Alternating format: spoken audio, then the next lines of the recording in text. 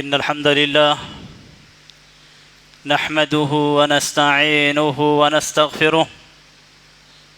ونعوذ بالله من شرور أنفسنا ومن سيئات أعمالنا من يهده الله فلا مضل له ومن يضلل فلا هادي له وأشهد أن لا إله إلا الله وأشهد أن محمدًا عبده ورسوله أما بعد فإن خير الحديث كتاب الله وخير الهدي هدي محمد صلى الله عليه وسلم وشر الأمور محدثاتها وكل محدثة بدعة وكل بدعة ضلالة وكل ضلالة في النار أعوذ بالله من الشيطان الرجيم بسم الله الرحمن الرحيم يا أيها الذين آمنوا اجتنبوا كثيرا من الظن إن بعض الظن إثم ولا تجسسوا ولا يغتب بعضكم بعضا أيحب أحدكم أن يأكل لحم أخيه ميتا فكرهتموه واتقوا الله إن الله تواب رحيم. محترم حاضرین جمعہ، میرے عزیز اسلامی بھائیوں اور بہنوں، اللہ تبارک و تعالیٰ نے ہمیں جو شریعت دی ہے، یہ شریعت انتہائی صاف اور ستھری ہے۔ اس کی تعلیمات، اس کے اندر جو ہدایتیں دی گئی ہیں، ہمیں جن باتوں کو کرنے کا حکم دیا گیا ہے، یہ باتیں ایسی ہیں جو ہمارے لیے دنیا میں مفید ہیں اور آخرت میں بھی مفید ہیں۔ ان باتوں پہ عمل کرنے سے ہمارا دنیاوی ماحول بھی اچھا رہتا ہے اور آخرت کا ماحول بھی اچھا بن جاتا ہے۔ ان باتوں پہ اگر ہم عمل کرتے ہیں تو ہمارے دنیا کے آپسی معاملات بھی ایک دوسرے سے اچھے تعلق، اچھے ریلیشن بھی بہتر ہوتے ہیں، اور اس کے نتیجے میں اللہ تبارک و تعالی ہمیں جنت بھی نصیب کرتا ہے۔ دنیا کے اندر جب ہم اچھے اخلاق کا مظاہرہ کرتے ہیں، اپنے کیریکٹر کو اچھا بناتے ہیں، تو اس سے اللہ تبارک و تعالیٰ کو کوئی فائدہ نہیں پہنچتا ہے، اس سے ہمیں خود فائدہ ملتا ہے۔ اللہ تبارک و تعالیٰ نے ہمیں صرف اس بات کا حکم نہیں دیا ہے کہ ہم اچھی طرح سے اللہ کی عبادت کریں، صرف اس بات کا ہمیں حکم نہیں دیا گیا ہے کہ ہم اپنی نمازوں کو خوب اچھی طریقے سے ادا کریں، اپنے روزوں کو خوب اچھی طریقے سے ادا کریں، اپنے حج کو خوب اچھی طریقے سے ادا کریں، اپنے زکوٰۃ کو اخلاص کے ساتھ خوب اچھے انداز میں شریعت کے مطابق ادا کریں۔ صرف انہی باتوں کا اللہ تبارک و تعالیٰ نے ہمیں حکم نہیں دیا ہے۔ اللہ تبارک و تعالیٰ کا جو حکم ہے، شریعت کے اندر جن باتوں پہ عمل کرنے کا ہمیں حکم دیا گیا ہے، اس کے اندر ایک بڑا حصہ ایسا ہے جو آپ کی اخلاق سے متعلق ہے، آپ کے کیریکٹر سے متعلق ہے، اور جو باتیں اللہ تبارک و تعالیٰ نے یا اللہ کے رسول صلی اللہ علیہ وسلم نے اخلاق سے متعلق بتلائی ہیں، وہ ہماری زندگی کو، دنیاوی زندگی کو بہتر بنانے کے لیے، لوگوں کے درمیان اختلاف نہ ہو، لوگ ایک دوسرے سے نفرت نہ کریں، لوگ ایک دوسرے سے مار پیٹ نہ کریں، لوگ ایک دوسرے سے دور نہ ہوں، آپ کی زندگی انتہائی صاف ستھری رہے، آپ کی باتوں کے اندر بھی اچھائی ہو، آپ کے کردار کے اندر بھی اچھائی ہو، آپ کے اخلاق کے اندر بھی اچھائی ہو، آپ اپنے بھائی کے تعلق سے اپنے ذہن کے اندر جو سوچیں وہ بھی اچھا ہو۔ صرف یہ نہیں کہ آپ مظاہرہ کریں، آپ دکھاوا کریں، آپ اچھے چہرے سے ملیں، جس طریقے سے نبی اکرم صلی اللہ علیہ وسلم نے خوش چہرے سے، اچھے چہرے سے، اچھے انداز میں ملنے کو ایمان کا حصہ بتلایا ہے۔ اسی طریقے سے اللہ تبارک و تعالیٰ نے قرآن کریم کے اندر ایسی ہدایات دی ہیں، ایسی باتیں ہمیں بتلائی ہیں کہ یہ باتیں ہماری سوچ اور فکر سے تعلق رکھتی ہیں۔ ہماری سوچ کیسی ہونی چاہیے، ہماری فکر کے اندر صفائی ہونی چاہیے، ہماری فکریں بالکل کلین اور صاف ہونے چاہیے دوسرے انسان کے تعلق سے۔ ہمارے سامنے کوئی بھی شخص ہے، چاہے وہ مسلمان ہو غیر مسلم ہو، اس کے تعلق سے ہماری فکر کس طریقے کی ہونی چاہیے؟ اخلاق کے تعلق سے جو اللہ تبارک و تعالیٰ نے حکم دیا ہے وہ یا ایھا الذین آمنوا اجتنبوا کثیرا من الظن، کہ اے لوگوں بہت زیادہ بدگمانی سے، برا سوچنے سے بچو۔ عربی زبان کے اندر اسے سوء ظن سے تعبیر کیا جاتا ہے، سوء ظن کہا جاتا ہے، اردو میں اسے بدگمانی کہا جاتا ہے۔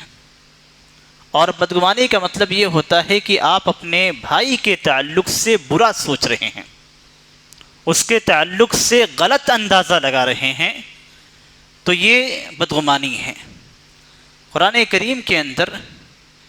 بہت ہی واضح انداز میں بیان کیا گیا ہے،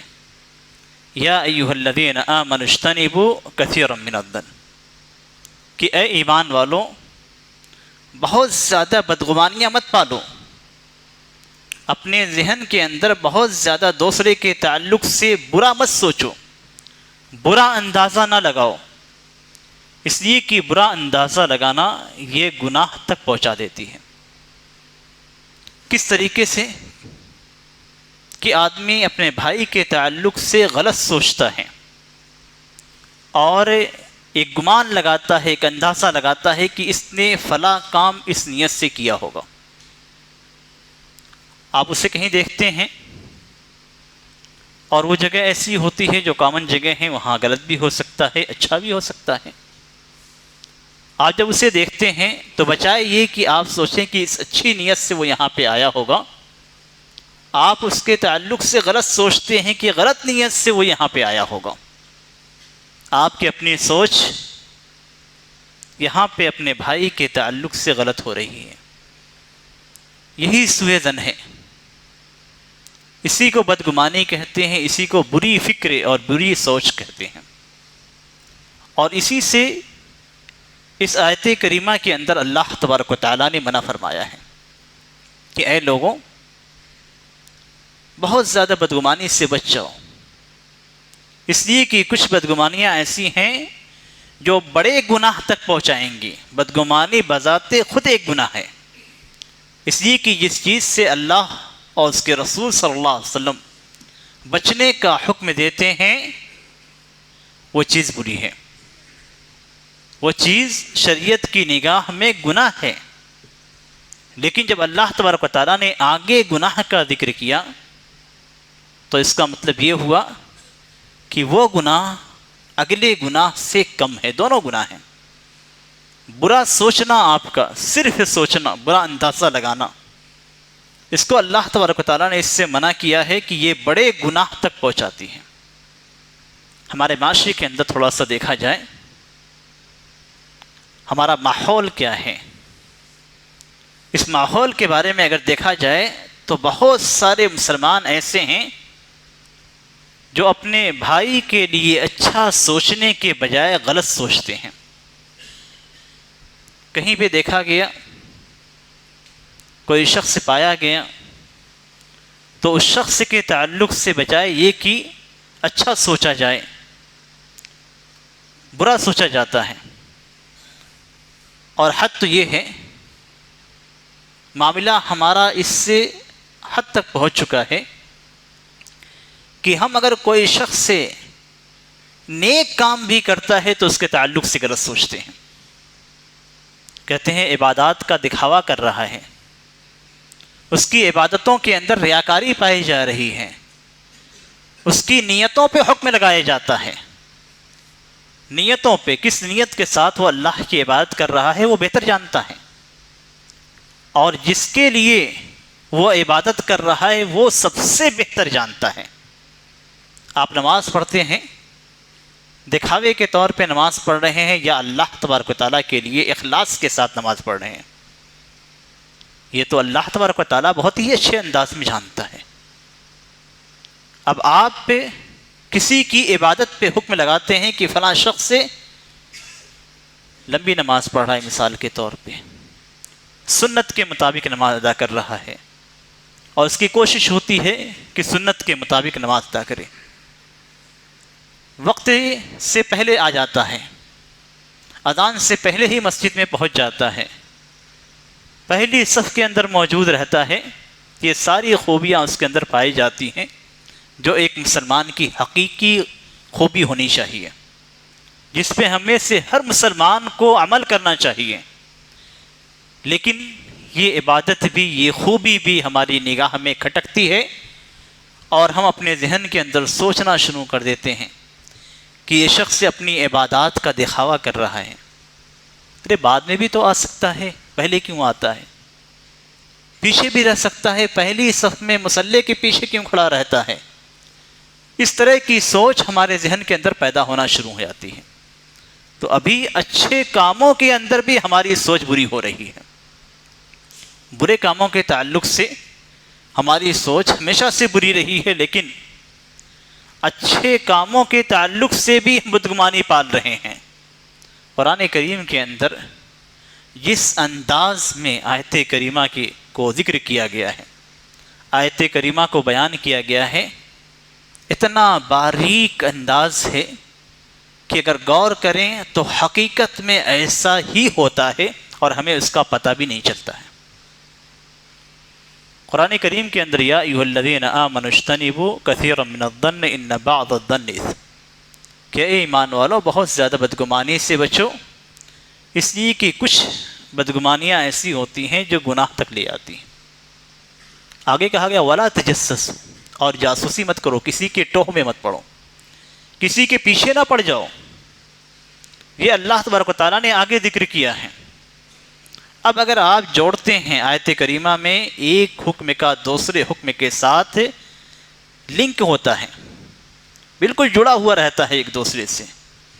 اگر آپ دیکھیں گے تو آیت کریمہ کے اندر ایسا نظر نہیں آتا، جیسے لگتا ہے کہ اللہ تبارک و تعالیٰ دو الگ الگ حکم ذکر کر رہا ہے، بدگمانی سے بچنے کا حکم دے رہا ہے اور جاسوسی یا ٹوہ یا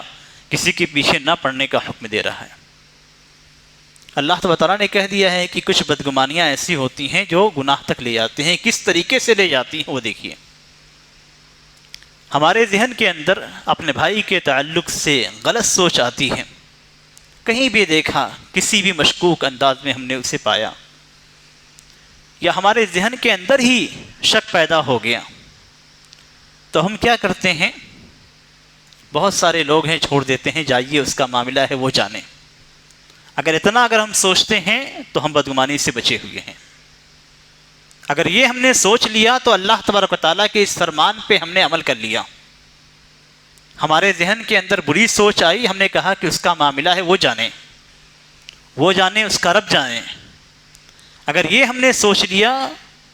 تو یہاں ہم بچ گئے، اللہ تبارک و تعالیٰ نے ہمیں بچا لیا۔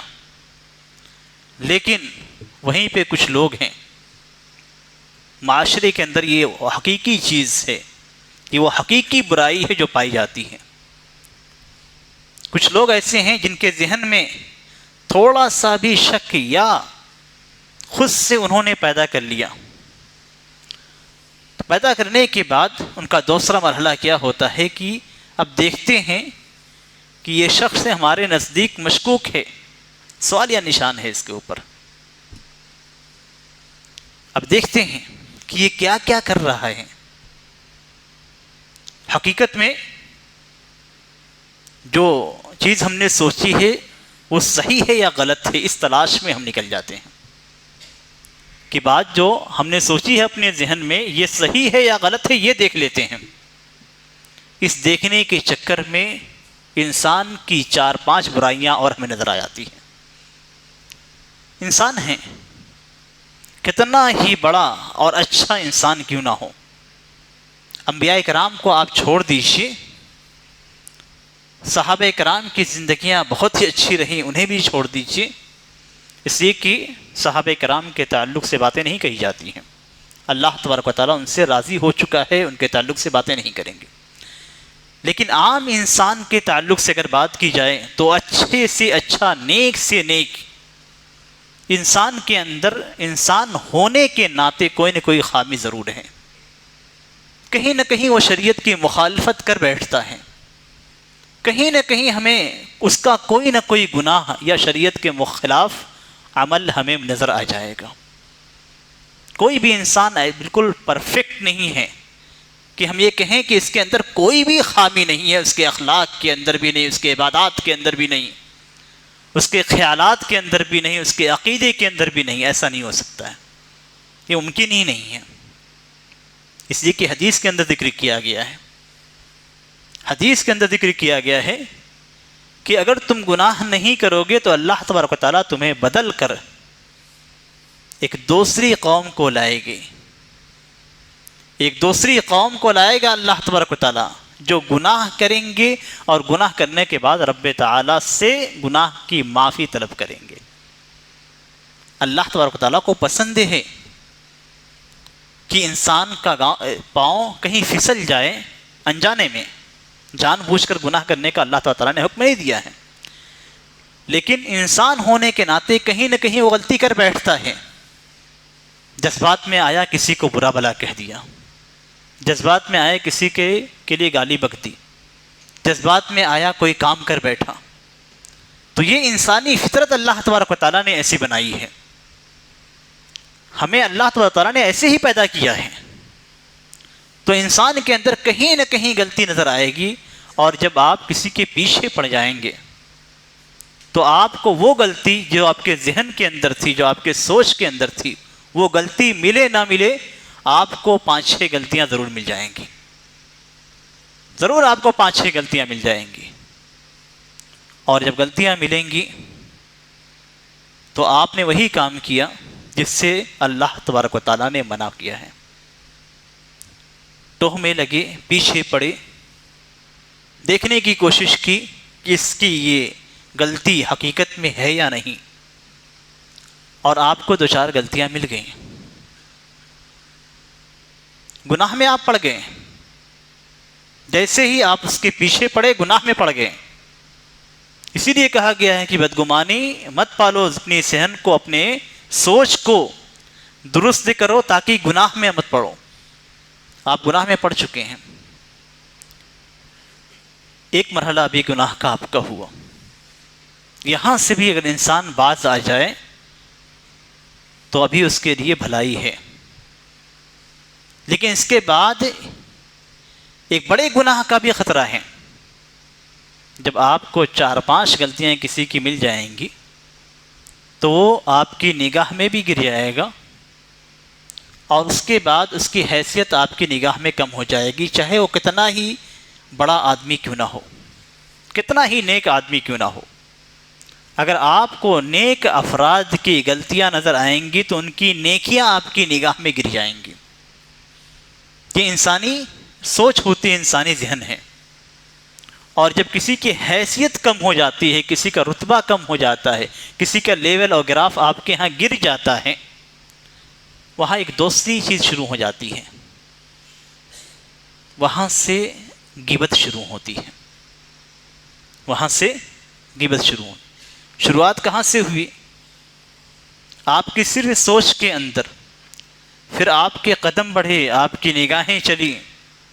آپ نے اپنے کانوں سے کچھ سنا، پورا بدن آپ کا اس کے لیے تھا۔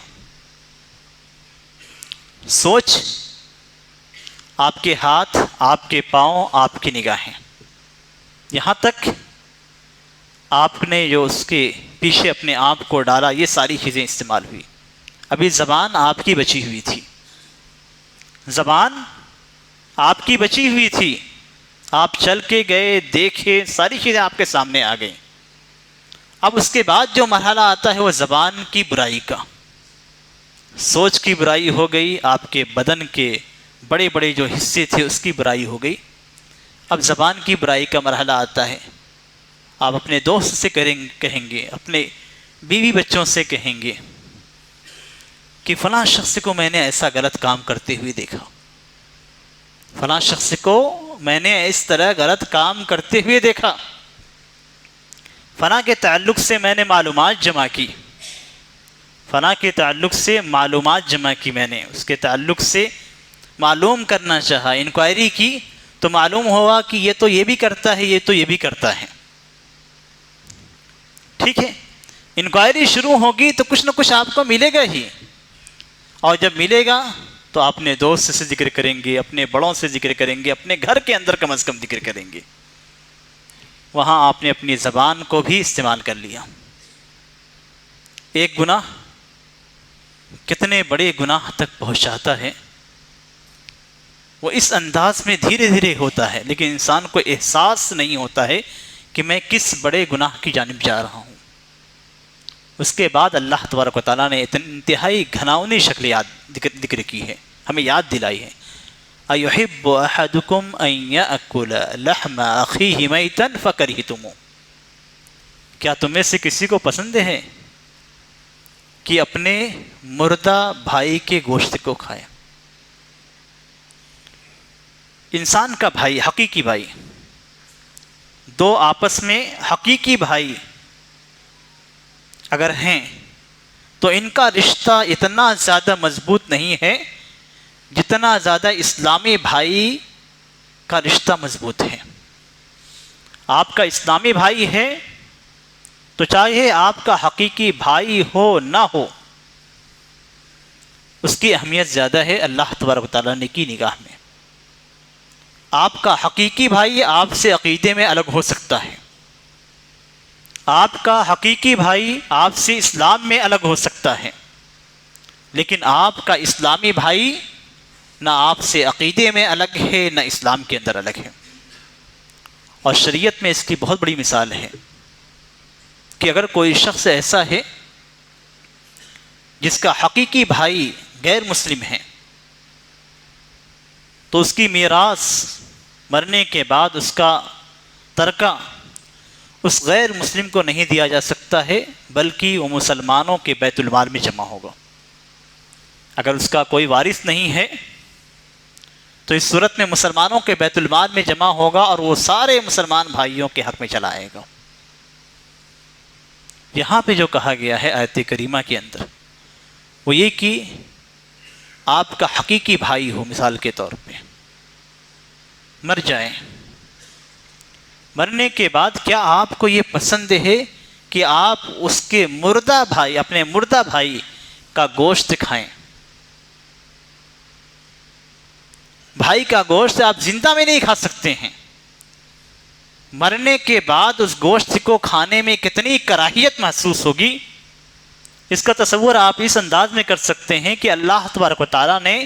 مردہ جانوروں کو، جن کا زندہ ذبح کرنے کے کھانا حلال ہے، جو مر جاتے ہیں تو مرنے کے بعد ان کے کھانے کو حرام قرار دیا ہے۔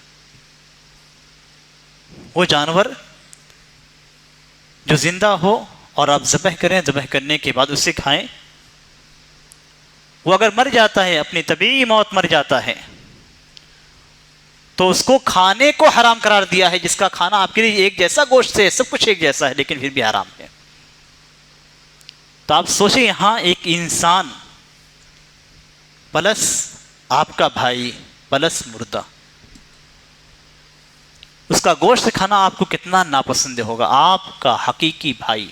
یا اس سے بڑھ کر آپ کا اسلامی بھائی۔ فَكَرِهْتُمُ، اسی لیے کہا گیا ہے کہ یہ چیز تو تمہیں بہت ناپسند ہے، کوئی نہیں کرے گا ہم میں سے۔ کسی کے اندر اگر ادنا سی انسانیت ہے، اسلامیت نہیں، ادنا سی اگر انسانیت ہے تو اپنے بھائی کے، اپنے مردہ بھائی کے گوشت کو کبھی ہاتھ نہیں لگا سکتا ہے، کھائے گا نہیں۔ ادنا سی، چھوٹی سی، اگر تھوڑی سی اس کے ذہن کے اندر انسانیت باقی ہے تو آپ سوچیں، اس سے کہیں زیادہ خطرناک غیبت ہے، اس سے کہیں زیادہ خطرناک ہے۔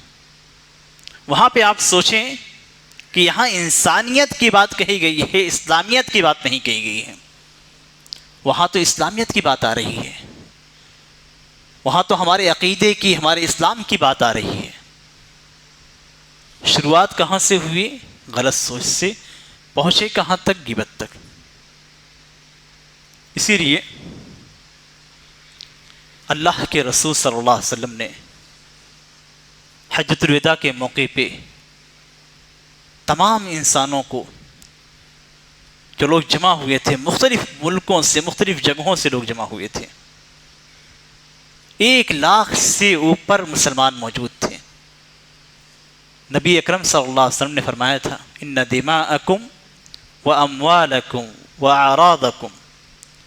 علیکم حرام کحرمت یومکم ھذا فی شہرکم ھذا فی بلدکم ھذا، کہ تمہارے خون، تمہارے مال اور تمہاری عزتیں یہ تمہارے اوپر ایسے ہی حرام ہیں جس طریقے سے اس شہر کی حرمت ہے، اس شہر کی عظمت ہے،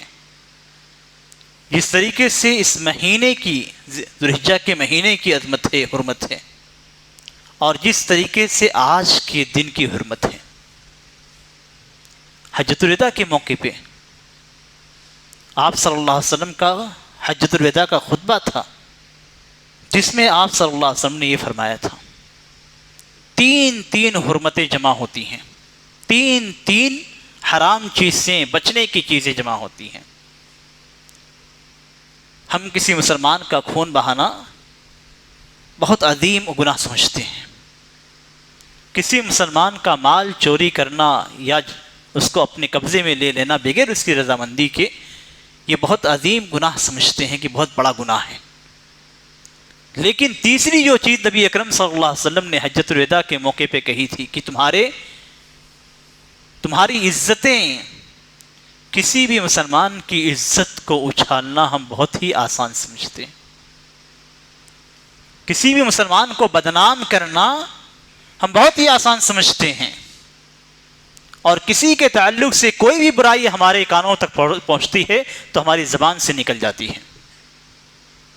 اتنا آسان ہم نے سمجھ رکھا ہے۔ جبکہ نبی اکرم صلی اللہ علیہ وسلم نے اس کے اندر 3 عظمتیں، 3 حرمتیں جمع کی تھی۔ کس مقام پہ کھڑے تھے؟ مکہ کے اندر، حدود حرم کے اندر آپ کھڑے ہیں، مکہ کی حرمت آپ جانتے ہیں، ذوالحجہ کی حرمت جس کو اللہ تبارک تعالیٰ نے قرآن کریم کے اندر حرام مہینوں میں شامل کیا ہے، اس کو بھی آپ جانتے ہیں، اور عرفہ کے دن کی عظمت بھی آپ جانتے ہیں، اور یہ تینوں عظمتیں ایک طرف جمع ہوتی ہیں اور ایک مسلمان کی عزت ایک طرف جمع ہوتی ہے۔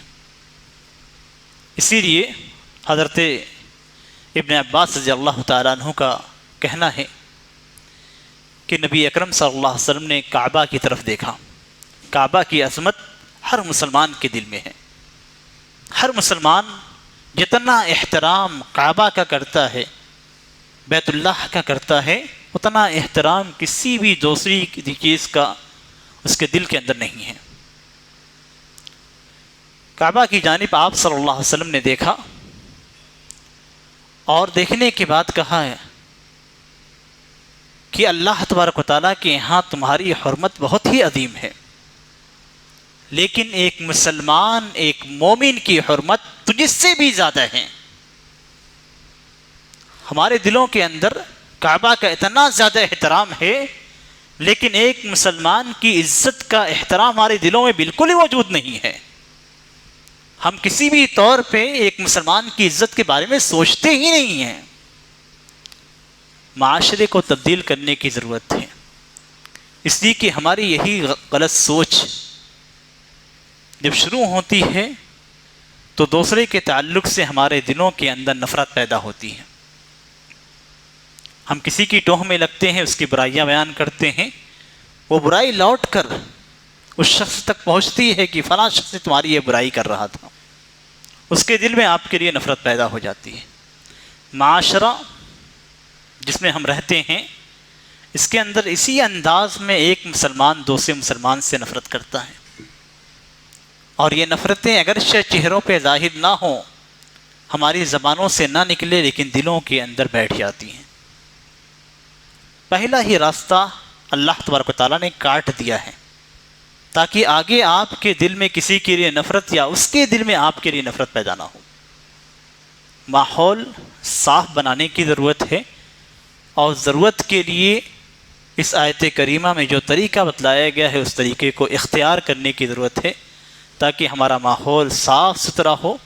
اور ہم سارے مسلمان آپس میں محبت کے ساتھ ایک دوسرے کے ساتھ رہیں. ہمارے دلوں میں کسی کے لیے نفرت نہ ہو، کسی کے لیے ہمارے کانوں میں برائی نہ سنائی دے، ہماری زبانوں سے کسی کے لیے برائی نہ نکلے. ان چیزوں کا ہمیں خیال رکھنے کی ضرورت ہے، اور اسی سے معاشرہ بہتر ہوتا ہے. اللہ تبارک و تعالیٰ سے دعا ہے کہ اللہ تبارک و تعالیٰ ہمارے دلوں کی نفرتوں کو، قدرتوں کو، برائیوں کو نکال دے، اور ہمیں اس آیت میں جس بات کا حکم دیا گیا ہے اس پر عمل کرنے کی توفیق دے. ایک آخری بات، مساجد کے ذمہ داران نے یہ بات سامنے رکھی ہے کہ آج کلیکشن کا دن ہے،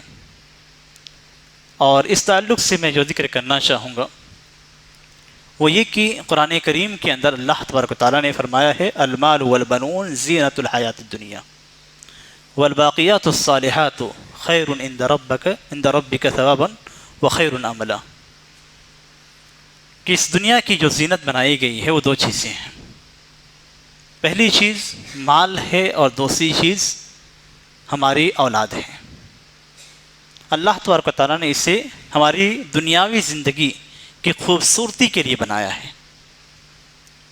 لیکن اللہ تبارک و تعالیٰ نے آگے ذکر کر دیا ہے کہ جو نیک اعمال ہوں گے وہی اللہ تبارک و تعالیٰ کے پاس رہیں گے، اور اسی کے تعلق سے بہترین امید رکھی جا سکتی ہے. ہم اپنی زندگی میں خرچ کرتے ہیں، بعض خرچے ایسے ہیں جس کو اللہ تبارک و تعالیٰ نے ہم پہ واجب کیا ہے، جیسے اپنے والدین پہ خرچ کرنا، اولاد پہ خرچ کرنا، گھر کے جو اخراجات ہیں، جو خرچے ہیں ان کو دیکھنا، اسے پورا کرنا. یہ ساری چیزیں اللہ تو اللہ کے رسول صلی اللہ علیہ وسلم نے واجب کی ہیں، لیکن اس میں سے اگر دیکھا جائے تو سب سے بہترین خرچ جو آپ کریں گے بلا کسی مقصد، بلا کسی ضرورت، بغیر کسی واجب کے. واجب کی بات جب ہم کرتے ہیں تو شریعت کا حکم ہوتا ہے، وہ اللہ کی مسجد میں خرچ کرنا ہے، اللہ تبارک و تعالیٰ کے گھر میں خرچ کرنا ہے. اسے نبی اکرم صلی اللہ علیہ وسلم نے ایک دوسری حدیث کے اندر صدقہ جاریہ سے تعبیر کیا ہے. صدقہ جاریہ کی جو قسمیں ہیں حضرت عمر رضی اللہ تعالیٰ عنہ کی حدیث میں، اس میں ایک چیز مسجد کے تعلق سے بھی ذکر کی گئی ہے، اور مسجدن بنا ہو، کہ کوئی مسجد تعمیر کرا دے، یہ چھوٹی سی مسجد کے کسی حصے میں کچھ بھی کرنے میں شریک ہو جائے، یہ وہ صدقہ جاریہ ہے جو اللہ تبارک و تعالیٰ کے ہاں آپ کے لیے محفوظ رہے گا. اس لیے اس میں کبھی قدم پیچھے نہیں ہٹانا چاہیے. اللہ تبارک و تعالیٰ نے جس کو جتنی توفیق دی ہے، اپنی وسعت کے مطابق اللہ کی راہ میں اخلاص کے ساتھ خرچ کرے. اخلاص کے ساتھ اگر آپ تھوڑا بھی خرچ کریں گے تو اللہ تبارک و تعالیٰ کے ہاں وہ قبول ہوتا ہے، اور اگر اخلاص نہیں ہے تو آپ کا زیادہ خرچ کیا ہوا بھی اسی دنیا تک رہ جاتا ہے، آخرت تک نہیں جاتا. اس لیے اللہ تبارک و تعالیٰ نے جس کو وسعت دی ہے، جتنی بھی وسعت ہے، اور کبھی بھی ان چیزوں میں اپنے آپ کو پیچھے نہیں رکھنا چاہیے. اس طرح کے خرچ میں انفقوا من طیبات ما رزقناکم، اللہ تبارک تعالیٰ نے حکم دیا ہے کہ اے ایمان والوں، جو پاکیزہ چیزیں، پاکیزہ رزق حلال طریقے سے کمائی اللہ تبارک تعالیٰ نے جو دیا ہے اس میں سے تھوڑا سا خرچ کر دو، تھوڑا سا خرچ کرو. یہ خرچ آپ کے لیے آخرت میں آپ کی ان نیکیوں میں سے ہوگا جس کو آپ بھول چکے رہیں گے، اور یہ آپ کو آخرت میں ضرور کام دے گا. اللہ تبارک و تعالیٰ سے دعا ہے کہ اللہ تبارک و تعالیٰ ہر مسلمان کو اس کی وسعت، طاقت، خرچ کے مطابق اللہ کی راہ میں خرچ کرنے کی توفیق عطا فرمائے، اور اسے اپنے یہاں قبولیت سے نوازے، آخرت میں اسے ذخیرِ آخرت بنا دے اور درجات میں بلندی کا سبب بنا دے. آمین. بارک اللہ لی ولکم فی القرآن العظیم ونفعنی وإیاکم بما فیہ من الآیات والذکر الحکیم انہ تعالی جواد کریم ولکم بر رؤوف الرحیم.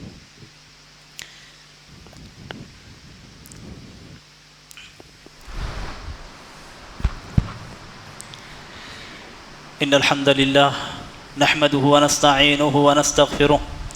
ونعوذ باللہ من شرور انفسنا ومن سیئات اعمالنا من يهده الله فلا مضل له ومن يضلل فلا هادي له واشهد ان لا اله الا الله واشهد ان محمدا عبده ورسوله. اما بعد فان خير الحديث كتاب الله وخير الهدي هدي محمد صلى الله عليه وسلم وشر الأمور محدثاتها وكل محدثة بدعة وكل بدعة ضلالة وكل ضلالة في النار. أعوذ بالله من الشيطان الرجيم. إن الله وملائكته يصلون على النبي يا أيها الذين آمنوا صلوا عليه وسلموا تسليما. اللهم صل على محمد وعلى آل محمد كما صليت على إبراهيم وعلى آل إبراهيم إنك حميد مجيد. اللهم بارك على محمد وعلى آل محمد كما باركت على إبراهيم وعلى آل إبراهيم إنك حميد مجيد. عباد الله رحمني ورحمكم الله، إن الله يأمر بالعدل والإحسان وإيتاء ذي القربى وينهى عن الفحشاء والمنكر والبغي يعظكم لعلكم تذكرون. فاذكروا الله يذكركم وادعوه يستجب لكم ولذكر الله أكبر والله يعلم ما تصنعون.